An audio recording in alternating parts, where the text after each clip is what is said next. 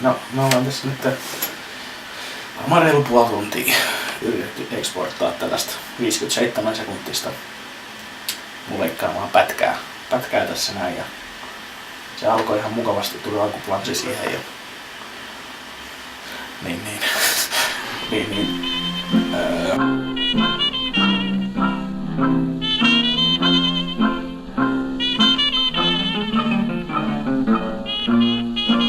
Kuitenkin saatiin tilanne paranemaan pari exporttia myöhemmin. Joo, kyllä. Se alku meni ihan kivasti. Sitten se taas alkoi jumittaa siinä samassa frameissa, mutta sitten se kuitenkin rullasi se loppuvideo ihan hyvin. Periaatteessa sen olisi voinut lähettää näille, jotka on tilannut tänne. Periaatteessa. No nyt tehdään tällaista kuvasarjaa tästä näin, että tää on ihan realistinen aika tunti 10 minuuttia vielä odotellaan tässä, että saadaan se kuvasarja pihalle. Tää on siis ilmeisesti ihan perusbugi tässä ohjelmistossa ja sille ei nyt voida sit mitään. Mitkäs fiilikset sulla on niinku Final Cut X:stä? No onhan tää ihan helmisofta.